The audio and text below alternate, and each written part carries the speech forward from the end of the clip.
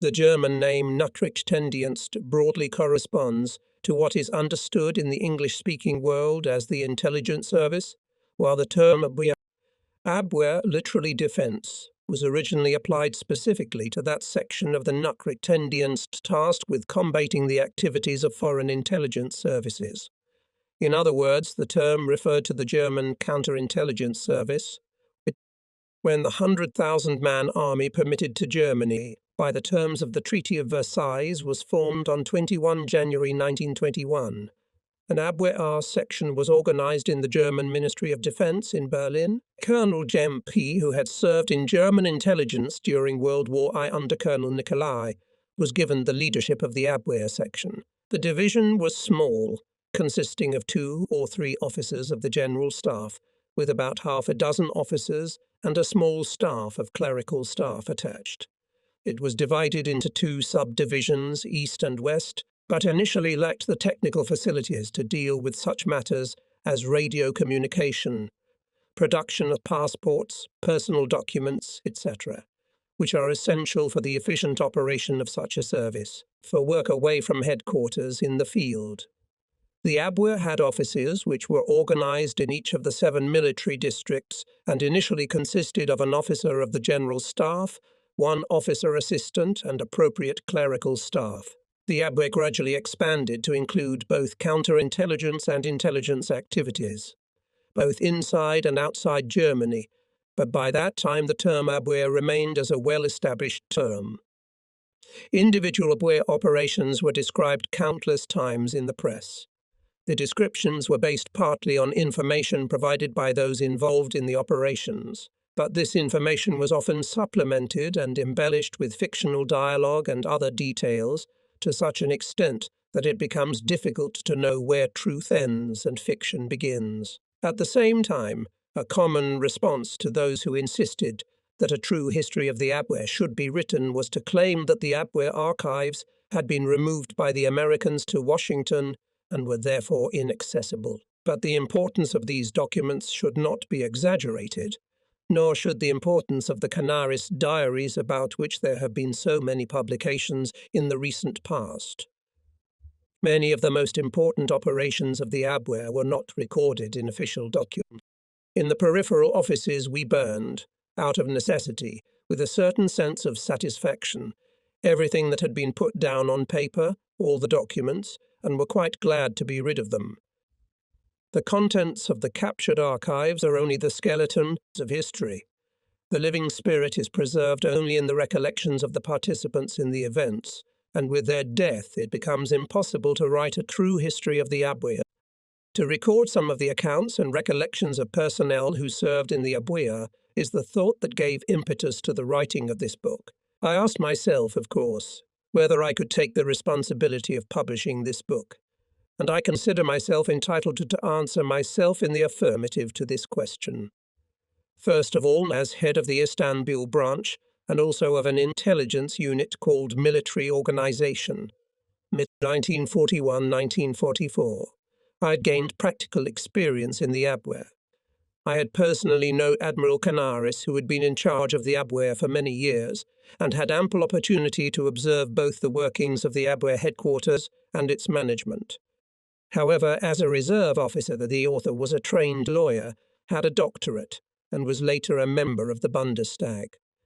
Note: I was sufficiently detached from the activities of the Abwehr to have an objective point of view. Moreover, as an advocate of the headquarters of the High Command in Nuremberg and of Field Marshal Manstein in Hamburg, I was later confronted with the problems dealt with by the High Command and thus got to know from within the actions of the German military leaders, which was essential for a proper assessment of the place of the Abwehr in the whole German military organization. It was not possible, nor did I intend to write a complete history, to cover all phases of the war in all countries where the Abwehr was active. Such a work would have been too extensive and tedious for the average reader. Rather, I have endeavored to select the most important or characteristic episodes. The basis for everything described below is absolutely reliable information. It is with deep regret that I must report that I have not been able to do justice to the achievements of all my fellow officers. In most cases, I have omitted or changed the names of the men who kindly assisted me in the work on this book, primarily because of the very natural aversion of any intelligence officer to the sight of his name exposed to the world in the open press. Also, quite a number of ABWE officers had undergone severe hardships in the post-war period and therefore preferred not to have their names mentioned. I have fully honoured the wishes of the former and my obligations towards the latter. But to all those who have given me invaluable assistance, I offer my sincere thanks. In 1939, on the eve of war, the Near and Middle East were not within the immediate sphere of interest of the German High Command, and it hardly occurred to anyone, even for a moment, that German soldiers would be ordered to operate in these regions. They were, however, of indirect interest by virtue of the pact made with Soviet Russia. Germany had been forced to make an agreement with the Russians concerning the partition of Poland and to accept the inclusion of Finland and the Baltic states in their sphere of influence. This fact must be recognized as regrettable, but it did not carry with it the threat of any military consequences which would have affected Germany directly. And from the point of view of German war industry and economy, these countries did not appear to be important, except for one country which gave rise to gloomy forebodings and fears, and that was Romania. War in the Balkans would make things very difficult, and if the Romanian oil fields were lost or came under Russian control, the supply of oil to Germany would depend entirely on Russia. It was known that the Russians were going to occupy and annex Bessarabia. In an attempt to divert them from this, the possibility of persuading them to direct their activity to the Middle East, or perhaps even further east, was considered. An invasion of Afghanistan and a threat to the northwestern frontier of India would have been a fine thing from the German point of view, since very large British forces which might otherwise have been diverted to the European theatre of war would have been tied up. The idea of Afghanistan, however, was quickly discarded, as I shall show in the next chapter. Next, attention was turned to the possibilities open to Russian units when they descended from the Caucasus Mountains to the plains. Here there were two possible courses of action. Russian units could either advance to the plains of Mesopotamia and attack the oil fields of Mosul, or they could strike southwards through Persia and seize the oil wells of the Anglo-Iranian Oil Company. But these projects were also found, on detailed examination, to be unviable. An offensive through Persia would require a much greater effort and would be required to occupy Bessarabia.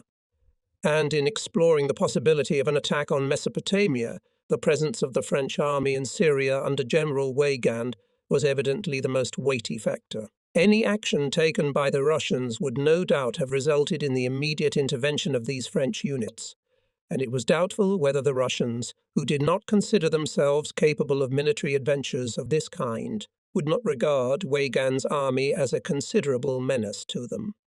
Very little was known of this above-mentioned army. Its strength was estimated at between 100 and 150,000 men, but information about its composition was as scanty as information about its armament. At the turn of 1939-1940, when the Russo-Finnish War almost led to hostilities between Russia and the Anglo-French allies, the High Command was very interested in the possible future role of Weygand's army. While it was widely believed that it would invade the Balkans, the possibility that it might be used to rush on Baku and seize the oil fields there could not be entirely dismissed. If the latter option had been adopted, the situation could have become very complicated, for at that time Baku was still the main source of oil for Russia, a very substantial part of which was destined for export to Germany, and the German High Command was dependent on these supplies for the conduct of the war. Information about the terrain lying between Weygand's army and Baku was also scarce. The French could obviously move freely within their mandated territory, which was mostly desert and extended eastwards as far as the Tigris. Beyond the Tigris they had the North Persian Road, built by the British after the First World War, but then they would have run into the mountains of the Kara-Dar. This point was crucial, and the conclusion as to whether there was any route through the Kara-Dar mountains, with a capacity sufficient for military transport, could not be drawn from any existing maps.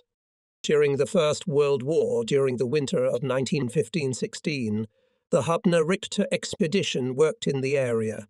I was the last living member of this expedition, and thus the only Wehrmacht officer ever to serve in the field in northern Persia. Colonel Wardemont, head of the Operational Guidance Staff in the Wehrmacht High Command, urged Admiral Canaris to send me to conduct a military reconnaissance of Azerbaijan, with instructions to obtain at the same time as much detailed information as possible about the strength and preparedness of Weygand's army. I was appointed consul in Tabriz and left for my new duty station in March 1940. I very quickly established that a road across the Kara Dar capable of carrying mountain troops existed, and concluded that 2 motorized divisions, manned and equipped for mountain warfare, would be able to reach Baku and remain there for a time sufficient to destroy it. The Russians were not expected to offer serious resistance. The Russians were suffering from the consequences of the war with Finland and the Russian army, thanks to the purges of the 1930s in which the High Command had been nearly decapitated and from which it had never recovered, was still severely limited in its capabilities.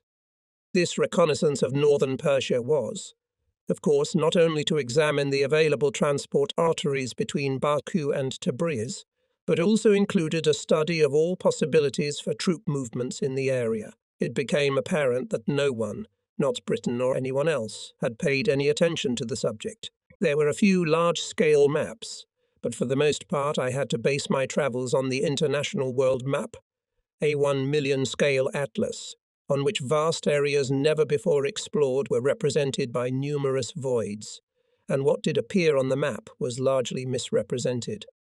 The road from the Turkish border through Hoy and Tabriz to Tehran was part of the ancient Silk Road that ran from Central Asia to the Black Sea near Trebizond, one of the classic transport arteries of history. But a military reconnaissance of even this route was never carried out. To the southeast of Tabriz is the Shibal Pass, which was of some military importance.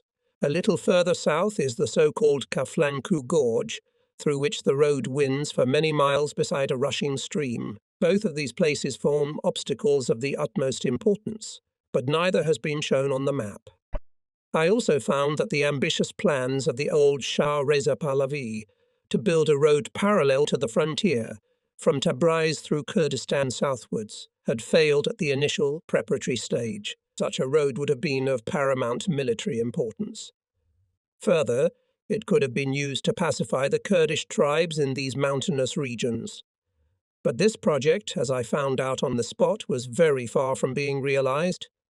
I heard that by order of the Shah, the Skoda Works had built a modern bridge near Sarkiz, south of Lake Urmia, and that there were 2 other new bridges 15 miles or further south. The road to Sarkiz was suitable for motorized movement, and as a consequence the area was accessible to motorized units. There was indeed a fine concrete bridge at Sarkiz, but it had never been used because people, as their ancestors had done for centuries, preferred it to the ford next door. I wanted to drive another 15 miles ahead to see the other 2 bridges, but met strong resistance to my plans from my interpreter and driver. During a stop for lunch at Mashid, they walked a little way, and in a prominent place they found 2 gallows on which hung 2 Kurds who had been executed for road robbery.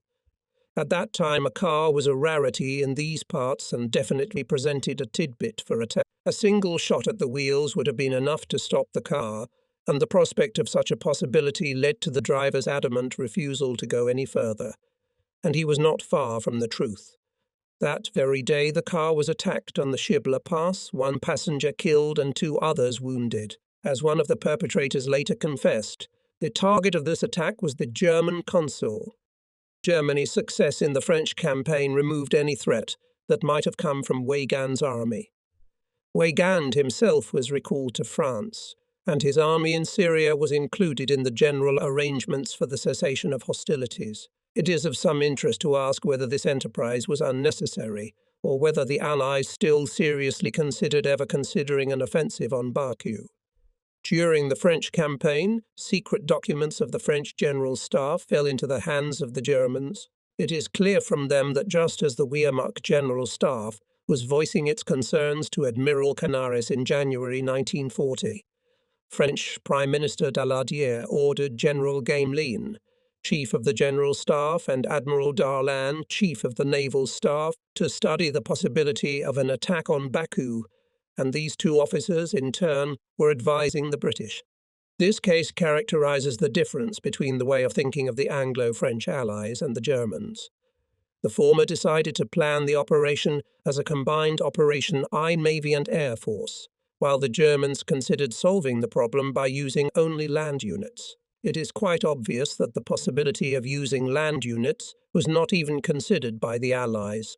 Otherwise, some evidence of the preliminary reconnaissances they had to perform would have been made public. The necessary conditions for the combined operation by fleet and air forces, however, were the following. Firstly, the Dardanelles had to be opened, and secondly, the Turks had to give permission to fly over Turkish territory, which was tantamount to a renunciation of Turkey's neutrality. It is quite remarkable that a simple ground operation involving nothing more than a march through Iraq and Persia was not even to be considered, and that instead of it an expedition was risked to be planned which was to encounter political obstacles of the gravest possible kind. In the meantime, the results of the reconnaissance I had made were not altogether useless to the Abuja. When German units reached the Caucasus and planted the flag over Elbrus in 1942, the Mosul oil fields and the large Anglo-Iranian installations on the Kar River seemed very close. It was decided that the Wehrmacht would launch an offensive in this direction. It was also assumed that the British would destroy the oil refineries and wells in the same way that they had destroyed other important sources of war supplies when they were forced to retreat. Since this refinery and wells were vital to the supply of oil to Europe, the Abwehr was tasked with devising a plan that would prevent such destruction. It was assumed that before retreating, the British would depressurize the wells and destroy the refinery. Such measures would, according to experts, put the oil fields of southern Iran out of operation for many years. New wells would have to be drilled near the old ones, and the refinery would have to be rebuilt from scratch. A plan was therefore devised, a technical innovation, the system d'ensablement, the sand plug technique, by which the refinery and wells would be temporarily rendered unusable while they were still in British hands. In other words, an attempt was made to sabotage an act of sabotage. The method, simply put, was to fill the wells, derricks, and pipelines with sand. Then a great deal of work would be required to depressurize the wells and destroy the equipment. This project was at first regarded in Berlin as science fiction, but the authors insisted and got the plan submitted for review and evaluation to a panel of experts who, after meticulous study, found it to be technically feasible. A detailed plan was then immediately initiated. It was decided that the operation should be carried out by a team of recognized experts, under the direction of a person who be familiar not only with oil refining techniques and the oil fields, but also with the country and the people, especially the sheikhs of the Arabian marsh tribes who provided most of the personnel for the oil fields. The development of the project proceeded smoothly, but it had to be cancelled when the German offensive in the Caucasus was halted and subsequent battles made it obvious that the Caucasus Mountains were the limit marker for any further attempts at penetration in that direction.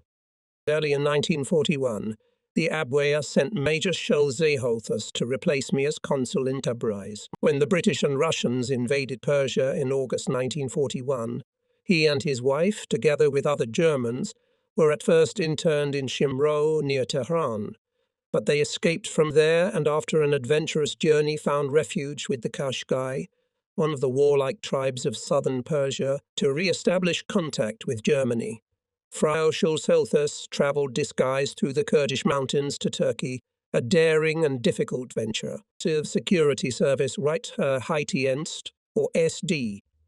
The Nazi Party's secret service sent 2 officers to Schulz-Helthus, and the small group held firm until the Kashgai, surrounded by the British, turned them in. Schulz-Helthus has described his experiences in an excellent book. There is nothing left to add here, except that his attitude and behaviour were in every respect exemplary and worthy of an Abwehr officer. Being far away and cut off from his leaders, he exhibited courage and imagination of a high order, making the best of his position. His efforts did not go unappreciated. By his actions, he tied up a certain number of British soldiers. The forces and materials which the enemy were compelled to put into action were considerable, and round one man arose a whole theatre of war in miniature. Although no further reconnaissance of the Near and Middle East was temporarily required for land force purposes. In January 1941, the Abwehr found new areas for its activities here. The impetus for this came not from within the Abwehr, but from the Foreign Office, initially at the insistence of the former representative in Baghdad, Grob, at the time Rashid Ali al-Gaylani, one of the leaders of the anti-British party, was Prime Minister of Iraq, and his main opponent was Nuri Pasha al-Said, who had helped Lawrence take Arab territories from the Turks during the First World War. Rashid Ali believed that the war in Europe gave him a great opportunity to rid Iraq of British influence, and in these intentions he was supported by the Mufti of Jerusalem, Haji Amin el-Husseini, president of the Pan-Islamic Congress. He also counted on German help, and this help was promised to him. Each of the contracting parties, however, was soon disappointed by the other. The Germans had overestimated the combat effectiveness of the Iraqi soldiers under Rashid Ali, while Rashid Ali and the Mufti had greatly exaggerated the amount of help Germany was able to give. A few scattered aircraft were sent, but these were of no military value in themselves, and their cargo was too insignificant to be of any practical value for use by the Iraqis. The rebellion was quickly extinguished. It cost the lives of several German officers, and Rashid Ali and the Mufti fled to Tehran. Germany tried, through Dr. Rann, to get support for the rebels, or at least equipment and assistance for German supply lines from French soldiers in Syria. But at that time Franco-German relations had not yet reached the required degree of cordiality. Nevertheless, the uprising in Baghdad showed that this part of the world might be of interest to the German High Command, and Admiral Canaris decided to intensify intelligence activities either in Turkey or from bases in that country. A military organization, the name given to an intelligence center in a neutral, occupied country or in a country belonging to the Franco-British alliance, was established at the German embassy in Ankara, and an auxiliary office was set up in Istanbul, and Canaris himself, accompanied by Pickenbrock, his right-hand man, paid a visit to Turkey early in August 1941. The leadership of the military organization was initially entrusted to Major, later Lieutenant Colonel, Maya Zemat, who had previously been head of the military organization in the Netherlands, and I myself was appointed to head the auxiliary office in Istanbul, as Ankara was a purely governmental and administrative center and therefore very easy to control. It became obvious that much of the practical work should be carried out from Istanbul. I took up my duties in July 1941. Apart from the order to establish and set up a unit for reconnaissance in the Near and Middle East, I received no further instructions. 3 empty rooms were placed at my disposal, but I had no staff. To start with, I bought a desk, 3 chairs, a cupboard, and a typewriter. The latter was not of much use for some time, as I had unfortunately never learnt to type, but I hoped that I would soon find someone who could do it, and in any case some period of time must have elapsed before I had anything to report. My first employee was not proficient in shorthand and typed with one finger, but she had some other exceptional qualities. This was Paula Koch, who after the war was introduced by illustrated magazines to a curious public as the Mata Hari of World War II. The analogy is extremely wrong. Mata Hari was a frivolous young Parisian, while Paula Koch was a devout Catholic who, during the First World War, ran the most advanced dressing station in the army that advanced under General von Kress to the banks of the Suez Canal. She has earned an honourable place in the history of that war, one General Staff Officer said of her, and no work has been written on the course of the Suez Canal battles in which her name is not at least mentioned. She grew up in Aleppo. After the First World War, she founded a hospital in Pernambuco and another in the Dutch East Indies, and in the early days of the Second World War she devoted herself to caring for Germans interned in Syria. At her parents' home in Aleppo she became acquainted with all Germans of any importance and was on friendly terms with most of the noble Arab families. Through her good offices I established contacts with Arab emigrants in Istanbul, the most able of whom was Musa Husseini, the nephew and presumed heir of the Mufti of Jerusalem. He had studied in London and at Al-Azhar in Cairo, the largest Islamic institution of learning in the world, and the threads of his friendships stretched from one corner of the Arab world to the other. Around the same time, his uncle's friend and fellow conspirator Rashid Ali al-Gailani appeared in Istanbul. To have any dealings with him was somewhat uncomfortable for the ambassador, for the Turks had a strongly negative attitude towards Germans having any dealings with the Arabs. They preferred to keep all communications with these unruly subjects, as they were in the habit of calling the Arabs in their own hands. The ambassador was therefore happy to leave to me, as assistant military attaché and head of the Abwehr branch, the maintenance of liaison with Rashid. This connection opened doors to all Arab countries. When a little later the Prince of Egypt in exile, having made a bid for us, linked his fate with us, Egypt was also included in our intelligence network. Through contacts with Russian emigres living in Istanbul, it became possible to obtain a certain amount of information about Russia. The first and most active of the latter was a Menshevik who had been a member of the government of the Independent Republic of Georgia in Tiflis in 1919 and whose advice was invaluable. When the Russians and British occupied North and South Persia respectively in August 1941, the Germans were, of course, driven out of that country, but neither trade nor the number of pilgrims declined. And since the Shahs went on pilgrimage either to Kerbela, south of Baghdad, or to Mashhad Shad on the eastern edge of northern Persia, every devout pilgrim had to proceed through the whole of the Russian and through part of the British occupation zone, and this he did quite voluntarily, especially if he received a small cash allowance. But it must be recognized that he only received money if he kept his eyes and ears open on the way. All these nationalistically minded men, of course, had to be thoroughly trained beforehand to fulfill the functions and duties required by military intelligence. Their own interests were purely political, and so Istanbul very quickly became the center of the political intelligence service. Many of our Turkish friends were also involved in the latter. Initially, the Turks were concerned to preserve the neutrality of their country. There was a long tradition of Turkish-German military cooperation, which had begun in the days of Frederick the Great. And so the Turks communicated more freely and openly with the Germans than with the rest of Europe. And they became even more sociable and outspoken if they felt that their information might be of some use in the context of showing Germany how to end the war by political agreement. The Turkish Foreign Service has an impressive history, and even today it is still evident that it once served an empire that stretched from the Persian Gulf to the gates of Vienna.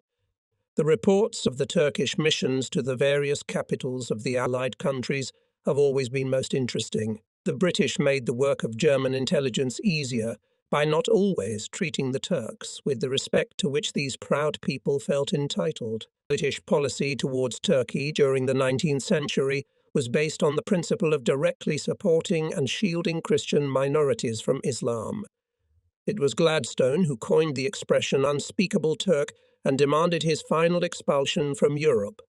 The Turk, however, being a proud man, reacts violently if he feels he is being labelled inferior to an Armenian Jew or Greek. One of my most useful sources of information was a Turk who worked in a British firm, the United Kingdom Commercial Corporation, but who was not promoted, favouring members of the minorities mentioned. The misconception that information can be easily bought with money is very widespread. In fact, this is very rare, at least in the East. Usually some other motive must be present, and hatred and revenge are among the most reliable allies of the intelligence service, just in connection with one story, which, it must be admitted, had nothing to do with intelligence. I wanted to ascertain the amount of a bribe paid by a local British intelligence residency officer to a certain lawyer, and I was anxious to cast my eye over the relevant document kept at the British Consulate General. Not 3 days later, it was on my desk, incidentally. The amount was considerably more than I could afford to pay in a similar situation. The document was safely back in its place, and it did not cost me a farthing to familiarize myself with it. The relative of one of the officers of the Consulate General had been murdered by an Englishman, and this was quite sufficient to secure the immediate fulfillment of any wish of mine to familiarize myself with the affairs at the British Consulate. At first I regarded my mission more as an extraction of political military than of mere military information. The most important question, I said to myself, would the Turks, being allies of the British, abandon their neutrality and enter the war against Germany? That they would do so of their own free will seemed highly improbable, but under pressure they might be compelled to do so. Such pressure could be brought from Syria and Iraq against southern Turkey. It was therefore vital to ascertain the strength of British and Free French army units in these countries, and this could easily be accomplished by systematic observation, the results of which could be substantially supplemented and reinforced by information from Cairo, the centre of Allied activity in the Middle East. Communication between Egypt and Turkey was not interrupted during the war. The Egyptian royal family was of Turkish origin. Mehmet Ali, the founder of Egypt's ruling dynasty, was born in Kavala. Up until World War I, the ruler of Egypt called himself Khedive, meaning representative, because he was the viceroy of the caliph based in Constantinople. When he assumed the title of king, the close social ties between Constantinople and Cairo continued to blossom, and many Egyptian families whose presence in Egypt was not welcomed by the British move to Istanbul. Obtaining information from them and from their relatives and friends who remained in Egypt was easy. Direct reconnaissance of the area south of the Turkish border was carried out partly by simple visual observation.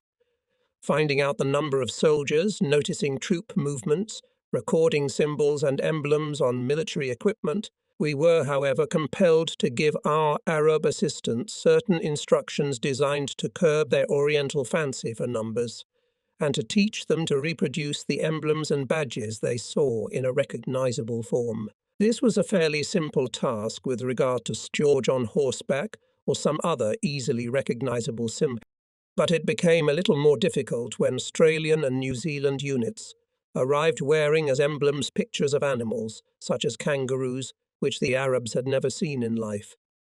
And a kangaroo drawn by an Arab observer looks even more impressive than in life. For this kind of briefing, I had to use the services of a professor of Oriental Studies who advised the General Staff together with the former head of the linguistics department of a Turkish college. Both of them had several assistants. These instructional cadres worked with the precision and integrity of a division of the General Staff and achieved excellent results. As movement across the Mediterranean was very limited, the British found that they had to send most reinforcements for Egypt and for the 9th and 10th Armies in Syria around the Cape of Good Hope. The assembly area for the British was Egypt itself. A substantial proportion of the newly arrived units and supplies, however, were concentrated in Syria and Palestine. The information gathered by my organization was reviewed and critically assessed by the Foreign Armies of the West Division, the appropriate intelligence unit of Army General Command, and then forwarded to African Corps headquarters. For about 2 years, the routine work of my section consisted of preparing a situational and troop movement map, reporting the arrival and possible use of motorized units and armored units, the location of British Royal Air Force air bases and reinforcements being sent to them, and collecting general information of a military nature which was of direct relevance to the North African theatre of operations. We reported, for example, the sinking of the British battleship Barham 46 hours after the event. This fact was not recognized by the British and was not established by naval intelligence, nor was it observed by any of our soldiers in North Africa. The destruction of a large warship of this class had, and it is easily recognized, a vital influence on the character of naval operations in the Mediterranean. The loss of the Barham was not recognized by the British until 3 months later. Maintaining contact with Arab circles required considerable effort on our part.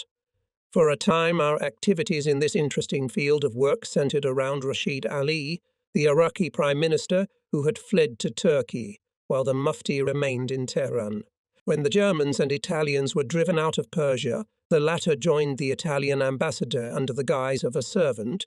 Thus, as a result of the protection afforded him, he had no choice but to go to Rome. When Rashid Ali heard of this, he was jealous and demanded for himself to be sent to Berlin.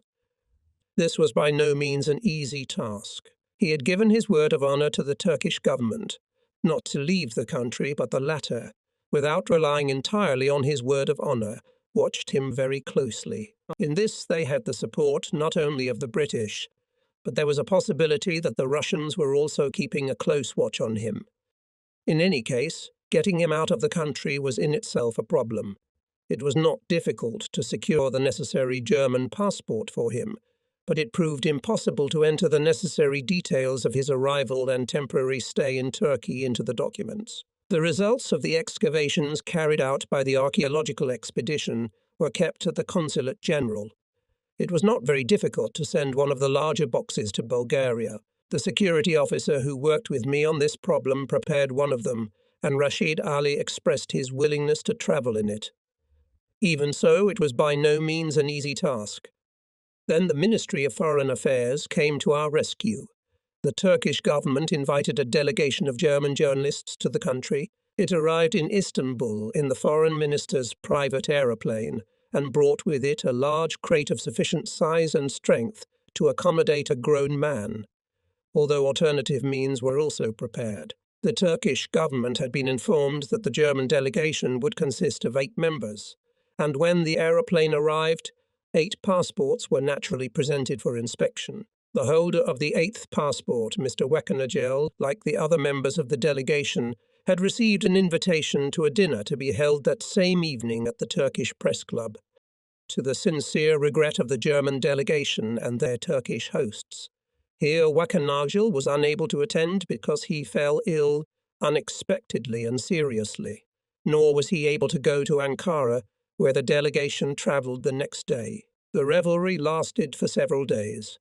The evening before the delegation was scheduled to return to Germany, Rashid Ali arrived at the Consulate General. The most careful preparations had been required to so organize his movements between his rural residence at Erinköy on the shores of the Sea of Marmara and his city home that for 24 hours he could avoid close observation by the Turks, British and Russians. When he arrived, the German doctor was informed that Herr Wekenagel needed medical attention.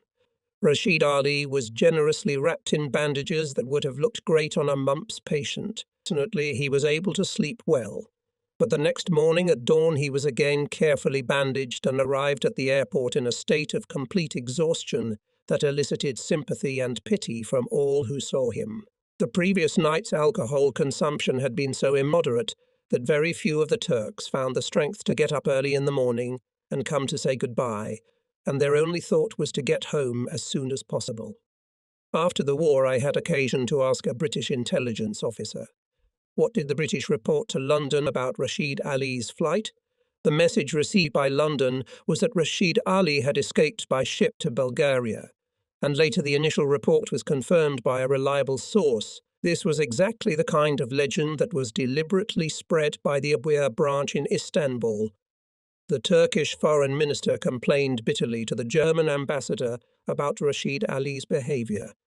With deep contempt, he exclaimed, "Ex-C colleague has broken his word," and this, no doubt, was pure truth. Other members of the Arab emigre community were received very differently by the Turks. Musa Husseini did not have to flee.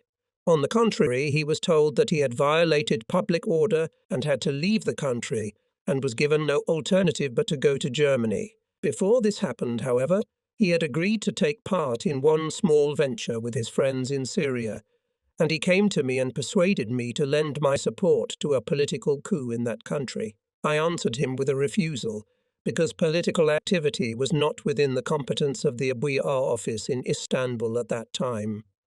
But I agreed that the Berlin leadership would place certain funds at his disposal, provided that any material of value to military intelligence was forthcoming. Our argument centered round the cost of an enterprise of this kind, and at the end, after very careful calculations, we concluded that the outlay would be about 80,000 Turkish pounds, or, rounded off, 14,000 pounds sterling. This was one of the few occasions on which a written justification of the cost of the venture was requested from the Abwehr office in Istanbul by the Central Office. The reply came by telegraph, followed immediately by an initial transfer of 16,000 Turkish pounds. This was sufficient to start the venture.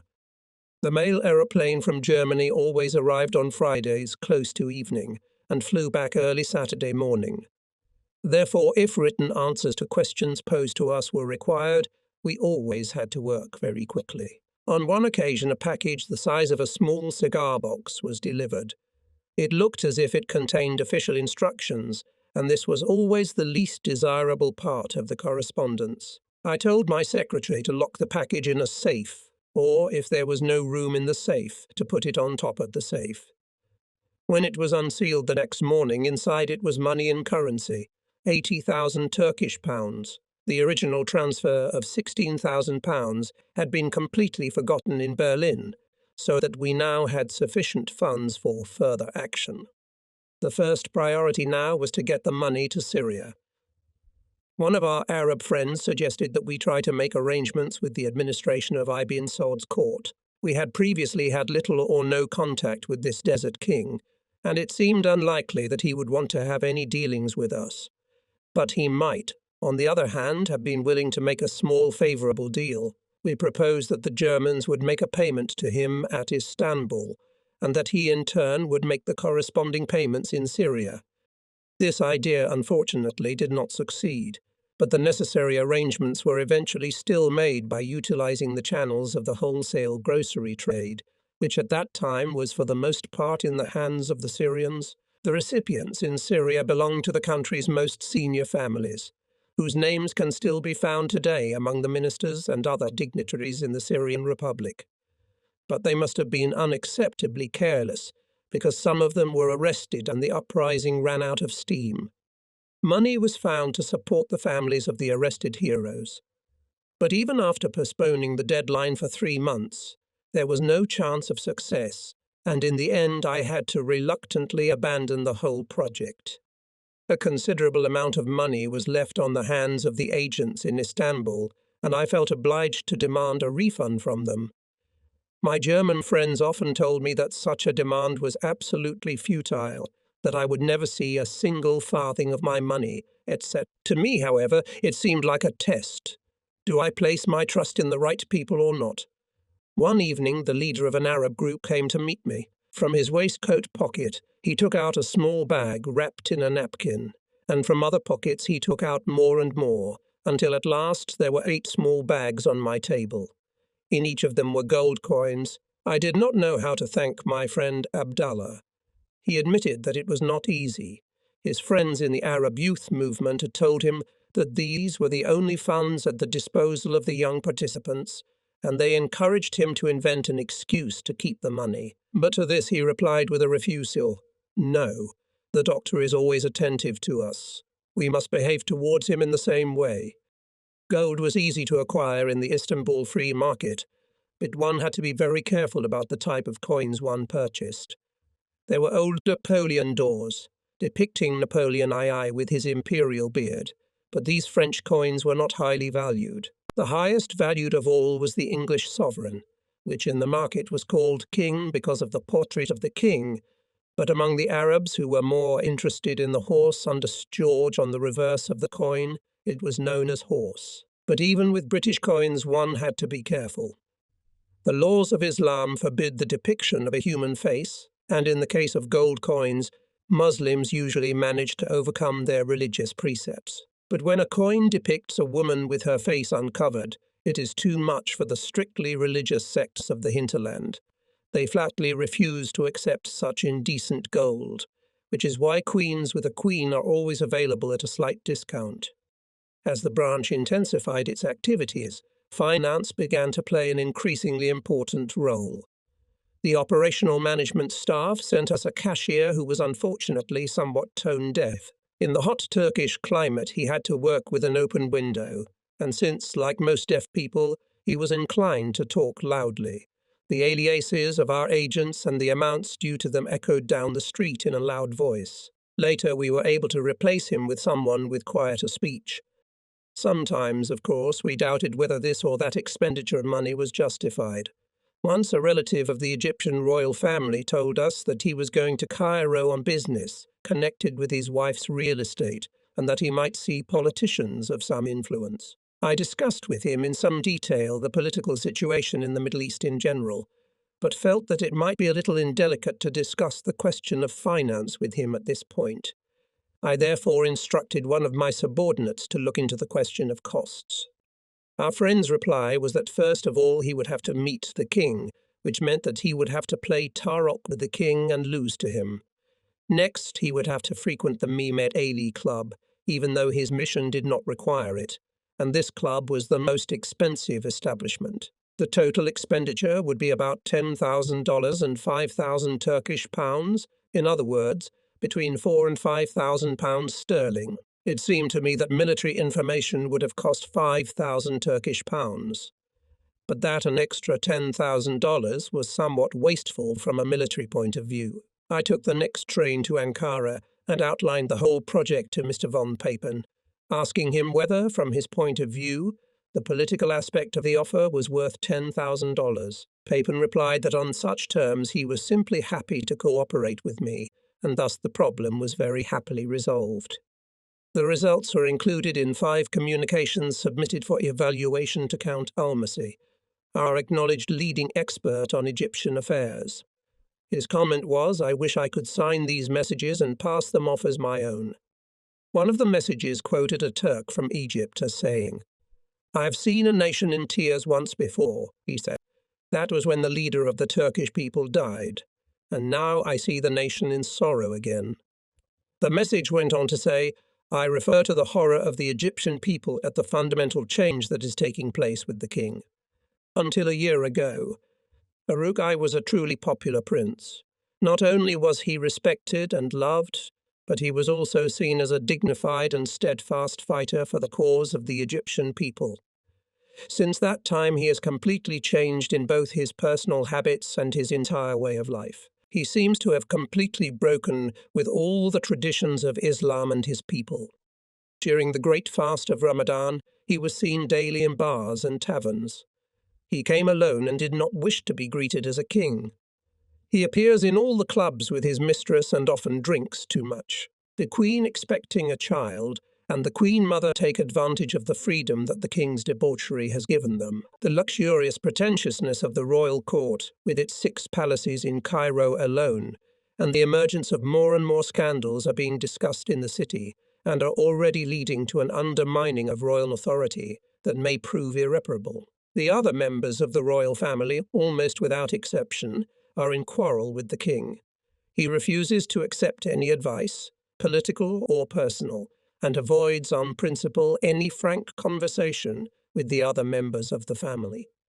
It is believed that, now that he has staked exclusively on the British, he has in his mind the prospect of the destruction of the Axis and the consequent strengthening of his position, allied to the temptation of obtaining the throne of the Caliph, which the British will give him. Some attribute the change in his behaviour to his youth, but the first instigator is believed to be Nahaz Pasha, to whose traditionally democratic and republican aspirations many of the recent changes can be attributed. A further decline in royal power and popularity, and with it indirectly the entire royal family, may one day lead to an attack by the Wafdi Liberal Nationalist Party in Egypt on the entire monarchical system of government and culminate in the creation of an Egyptian republic. Against such an attack the heir to the throne will be defenceless, even if measures are taken to regain some measure of popularity.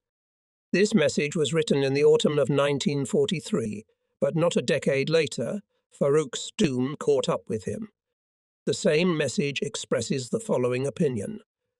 The leading political circles in Egypt firmly believe in the complete defeat of the Axis. They believe that Russia will emerge the real winner from this war, and that not only Germany but also France, Spain, Italy and the Balkans will fall into her hands. They consider it extremely unlikely that the Anglo-Americans will succeed in keeping the Russians out of the Balkans and Central Europe.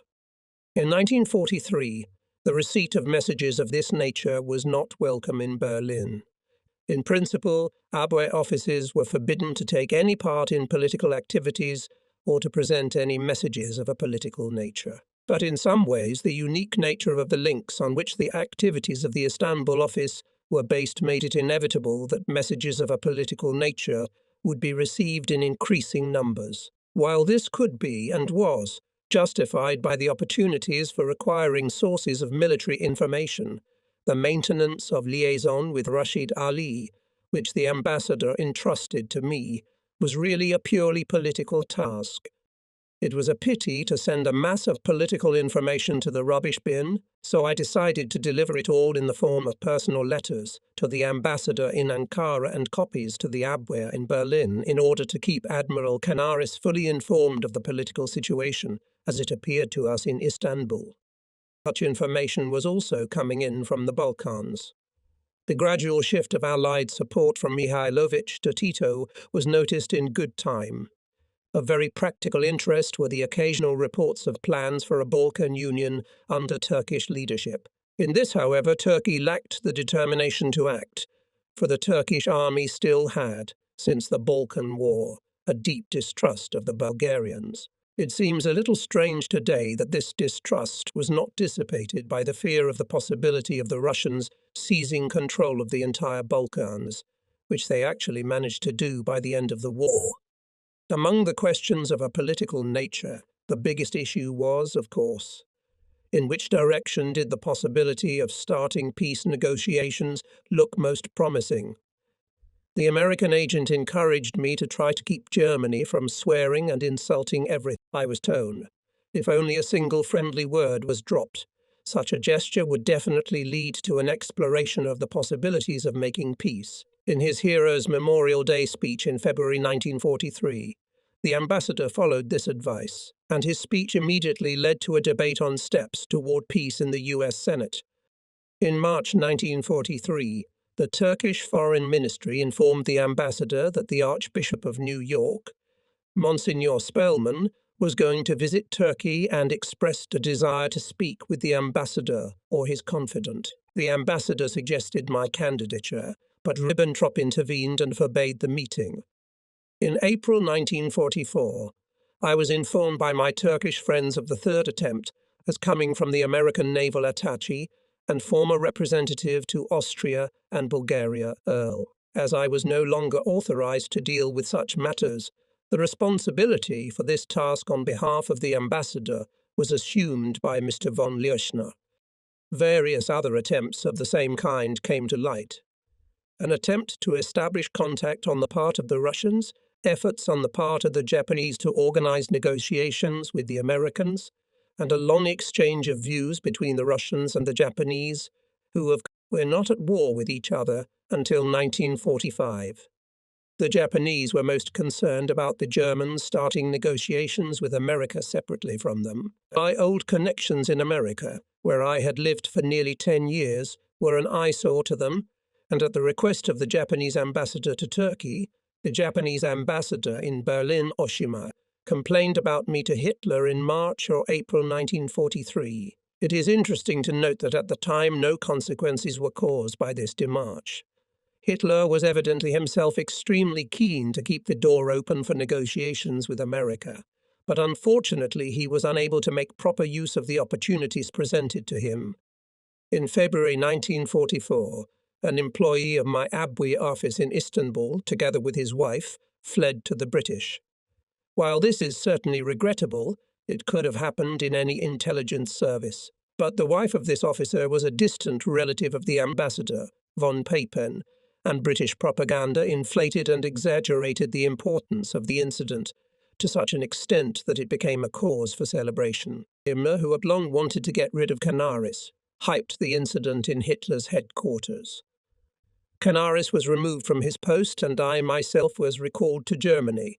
In August 1944, relations between Germany and Turkey were severed, and the military organization, Near and Middle East, ended. Here is something from my work in the Abwehr. Many others probably have more interesting or exciting stories to tell. But before I get to those topics, I would like to describe what the ABREA was, what functions it performed and how it was organized to perform those functions, and finally, how it was used by the Supreme Command of the armed forces to which it was subordinate.